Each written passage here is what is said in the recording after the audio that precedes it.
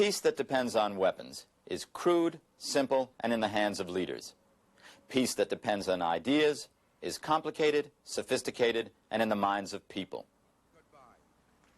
We seem to be entering a peace that everyone has to think about. Hard peace. We have three different perspectives on a hard peace between the nuclear superpowers. George McGovern was the Democratic presidential nominee in 1972. Congressman Jack Kemp of New York is a Republican presidential candidate this year. He joins us from public station KDIN in Des Moines, Iowa. And from Dallas, businessman H. Ross Perot. Senator McGovern, has the summit ushered in a new era in relations between the U.S. and the Soviet Union? And if it has, how would you define it? Well, Robin, it must be a new era because I've found myself all week for the first time agreeing with Ronald Reagan. If that's not something new, I don't know what is. But seriously, to answer your question, I think we are in a new era. I think the old Cold War has been dying, has been becoming obsolete for a long time. We're moving into an era now where the emphasis may shift. It's not that we don't have differences with the Soviet Union that are important and that will remain, but I think from here on out, instead of concentrating so much on weaponry and so much on containment and confrontation, we're going to be looking for leaders on both sides who will look for areas of mutual interest in arms reduction, mutual interest in trade and investment, mutual interest on environmental cooperation, mutual interest even on some of the regional hotspots such as the Iran-Iraq war and the Persian Gulf. That, I think, is going to be the shape of the future that will move us away from the old traditional assumptions of the Cold War. Jack Kemp, you're one of the people who would like to be that person who will lead this country. Do you see a new era? Do you see the Cold War decaying and dying? Well, it's pretty difficult to use those old cliches, Robin. But clearly we're in an era of great opportunity and also an era of great challenge. And as far as I'm concerned, before we beat our swords into plowshares and our spears into pruning hooks, we should be very careful because there is no answer yet to the Soviet behavior wherein which they have 115,000 main force troops in Afghanistan helping to undermine Nicaragua and Central America, arming Vietnamese and Cuban and Bulgarian and East German and PLO surrogates around the world, and they are at war with their own people. They're at war with dissidents and Jews and Christians, and they have yet to comply with the basket 3 of the Helsinki Final Act. So I want to wait until I see a change in behavior before I'm ready to let the lamb lie down with the lion. I come at this not from a standpoint of just being a hawk. I'm a dove, but a heavily armed dove, and I am deeply concerned that we're going to rush into subsidizing the Soviet Union, rush into new most favored nation status on trade without seeing the type of a change in behavior that we should have gotten from détente 1 before we start détente 2. Ross Perot in Dallas, does it look like to you as a businessman, and there were a lot of American businessmen who were very clear talking to Mr. Gorbachev, they were quite willing to do business with him, all the other issues aside. Is it a new era from your point of view? Well, let's hope so. I think we have to approach it with care. We taught ourselves and our children for nearly 4 decades to completely distrust one another. Suddenly we have a new leader who has seized the initiative, captured the world's imagination, and come center stage with revolutionary ideas, both within his country and internationally. So we certainly can't discount him. We have to pursue these things. There may be an opportunity here. We had such an opportunity with China, and so far I would say the new relationships with China are far better than the old relationships we had. We should pursue this, shouldn't let our guard down, but we do have, I believe, a unique opportunity, and seize the moment has always been a very important factor in the history of man. Senator McGovern, is Rosenblatt right? Is it arms control which is changing the perspective, or as he argues, there are many other factors that are pushing this new era, if that's what it is, of which arms control or reduction is a symptom? I think there are other factors. One of those factors is the economic reality that confronts both the Soviet Union and the United States. They're both under enormous economic pressure from the escalating arms race that they've experienced for many, many years. I would suggest that to date, probably the two chief beneficiaries of the Cold War have been Japan and Germany, because while Moscow and Washington have concentrated their principal resources on armaments, on weapons, on troop deployments, and so on, Japan and Germany have been free to concentrate their principal energies on improving their industries, improving their economic position in terms of the global economy, strengthening their position in the third world where most of the people of this planet reside.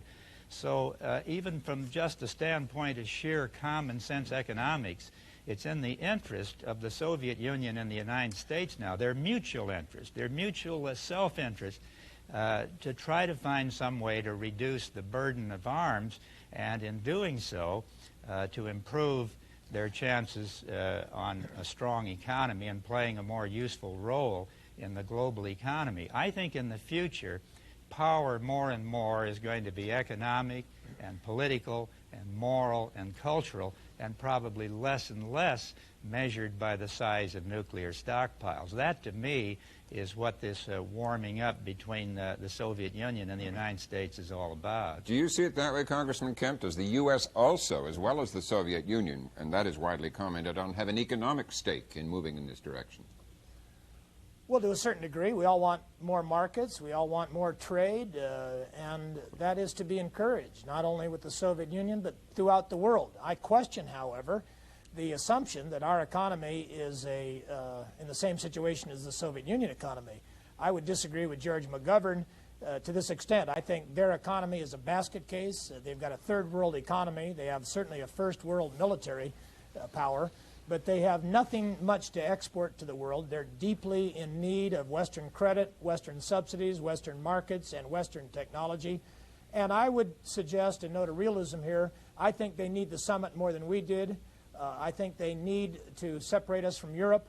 I think they're desperate to get rid of the Pershing II missile in Europe, and I think they're anxious to stop SDI, and they want subsidies to shore up their lagging economy. And I just hope we don't do these things without getting the type of a change in behavior that would seem to me to be, at least at the minimum level, the type of things that the American people care about: human rights, an end to the invasion of Afghanistan, and an end to the destabilization of the third world in our hemisphere, and the ability to deploy SDI. It bothers me. I think we're going to go ahead and extend ABM for another 7 to 10 years, which is going to prevent us from moving the world away from the mutual assured destruction doctrine of deterring war to a doctrine, a strategic doctrine of defense, and that is what concerns me at this moment. You don't see it that way, Senator McGovern. Congressman Kemp believes the Soviets need this a lot more than the U.S. I don't question that, Rob, and I don't see where that has any particular relevance. I would agree with what the congressman has said, that our economy is infinitely stronger and I think more appealing and more attractive to the rest of the world than is the state-controlled economy of the Soviet Union. Quite clearly, they're in desperate trouble. I think Mr. Gorbachev has made it very clear that he understands that if the Soviet standard of living is to improve, if they're to do better in terms of industrial modernization, better housing, better agriculture, they're going to have to begin diverting resources that are now going into the arms race into improving their economy and the lives of their people. The fact that they may need that more than we do doesn't mean that it's against our interests. We also have economic problems. We're running a $150 billion annual deficit. Now, that happens to be roughly the cost of protecting Germany and Japan and projecting our power abroad. If we can improve Soviet relations with Western Europe, if we can reduce the danger of a Soviet attack on Western Europe, that's a contribution to the reduction of arms on the part of the United States and our Western allies that's not only in the interest of the Soviet Union, it's in the interest of everybody, including the American taxpayer and people around the world that look to us for leadership. Thank you, Jim. Yes, let's bring Henry Kissinger and Zbigniew Brzezinski back into this.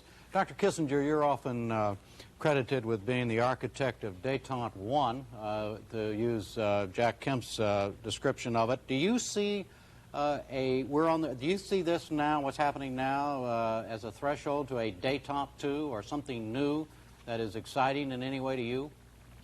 Well, I think the rhetoric is more exuberant than the one even of the period to which you're referring. And President Reagan keeps referring to a real peace. Fundamentally, Détente 1 founded because the Soviet Union would not accept restraints on its international conduct. It encouraged or supported the Cuban invasion or the Cuban troops in Angola and a series of other events around the world. Now, the key test is whether the Soviet Union is prepared to change its international conduct and not exploit every trouble spot, not have proxy troops around the world. There's no reason in the world why they need to put $500 million a year into Nicaragua, which is about as far away from the Soviet Union as you can get. And therefore, the test of détente at the end will be political relationships, and it cannot be achieved simply by limiting arms, which are the symptoms and not the cause of the tensions. And I am bothered by the fact that this is the area to which lip service is paid, but in which obviously least concrete progress is being made. Dr. Brzezinski, Mr. Perot said a moment ago, told Robin that there was a moment to be seized now. Do you think so? Well, I don't think it really is a moment per se, because that's always said whenever there's a summit. Just review what's been said about every summit. Every summit is a historical opportunity, ushers in a new era, and so forth.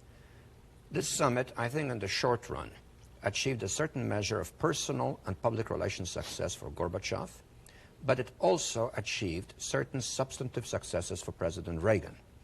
Both are short run. The personal success may fade if there's no further progress. The substantive achievements of Mr. Reagan involved getting an INF treaty on Reagan's terms and some movement, perhaps to a START agreement, which removes a Soviet obstacle, namely the preconditionality of SDI.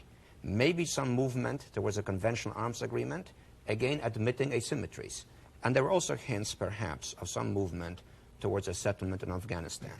If we sustain that movement, if we keep moving it on this wider front, making it a more comprehensive accommodation, then retrospectively, we will be able to say that this was a moment, a turning point. But we can't say it yet. Mr. Perot, do you stand corrected? Do you want to edit what you said, or do you want to argue? No, I don't want to edit it or argue it. The moment I'm talking about is not the summit. The moment I'm talking about is the period of time when Mr. Gorbachev has stepped forward, made revolutionary changes in Russia, seized the world stage, made these proposals. I'm not saying that we should naively jump into line, but the facts are a nuclear war will poison the world. Nobody wants a nuclear war. If we have an opportunity to bring this whole thing under control in a pragmatic, balanced way, and if we are good negotiators, which we generally are not. Now, you've got two world-class negotiators on the program in Dr. Kissinger and Dr. Brzezinski, but there's a real shortage in this country of people who know how to negotiate. We're really going to have to be skilled negotiators to represent our interests as we do this, but I feel that we should work at it, and we should cut out this stuff of talking about Russia as an evil empire as Gorbachev came into the country, of saying this was a meeting among old enemies. Just showed to me a lack of knowledge about how you get things done when you're dealing with a hard-minded adversary. What should have been said? What should have been said, Mr. Perot? Well, I wouldn't kick a guy in the teeth as I'm sitting down to negotiate it with him. I don't think any skilled negotiator would. You do all that in the quiet of the negotiating room. You don't do it particularly when you're bringing in a world leader from another culture as your guest. It's as simple as how you treat a guest in our country. To me, that was poor form in building up. Now, it all worked out. So all's well that ends well. Yeah. Jack Kemp, a lot of the criticism of a lot of the words that were spoken about the evil empire, and even in the last few days, have been spoken by folks from your wing of the Republican Party. How do you respond to what Mr. Perot has just said? Well, I like Ross Perot. He's a terrific guy. He'd be my negotiator to get the MIAs out of Southeast Asia. But I don't know that I would agree with what he just said. We hope it's a new era. But let's keep our eyes open. And Ross, it takes a good negotiator is willing to walk away from a bad deal. I'm not suggesting the INF is either good or bad. I hope there's a Scoop Jackson in the Senate who rises up at the right moment. I think it'll be someone like Malcolm Wallop from Wyoming, or Pete Wilson from California, or Danny Quayle of Indiana. But I hope there's somebody there who recognizes we ought to require that the Soviet Union at least live up to their previous treaties before we jump into a new one. Goodness gracious. It absolutely astounds me to think that we're now talking about extending the ABM at a very time, Ross or Zbigniew or Henry, when they're violating ABM blatantly with their battle management phased array radar system in Krasnoyarsk. I think the ABM system is inoperative. The ABM treaty is. I'd like to put it aside, tell the Soviets we're going to move away from ABM to SDI, and let's get on with it. That would be a watershed for peace, and I tell you what, the Soviets would be back at the table so fast it would make your head swim. George McGovern. Jim, I'd just like to say that I agree with Ross Perot's observation that there is a moment to be seized, and I also agree with the point that he made that for 40 years we've been conditioned on both sides to hate and fear each other. Now the question is, do we have the courage and the imagination and the common sense to recognize that there are new opportunities, not simply on the arms control front, but in the field of trade and cultural exchange, and even on these regional hotspots that the congressman and others have been talking about. But what about the philosophical point? I'd like to ask Dr. Brzezinski this. The question that Roger Rosenblatt raised. How do you go at peace with the secret police? And the thing, Dr. Kissinger also said, this is all, the rhetoric is great, but what about performance? But you resolve these differences by a process, and eventually I would hope that one of the consequences of greater accommodation with the Soviet Union will also be a transformation of the nature of the Soviet system.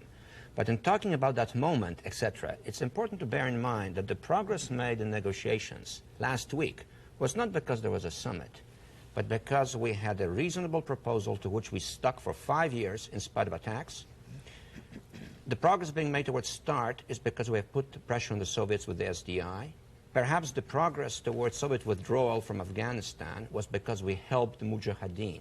These were the reasons why there's progress, and not because Mr. Gorbachev came to town. Okay. On that note, we'll leave it. Dr. Kissinger in Los Angeles, thank you. Mr. Perot in Dallas, thank you. Congressman Kemp in Des Moines, thank you. And Dr. Brzezinski, George McGovern here in Washington.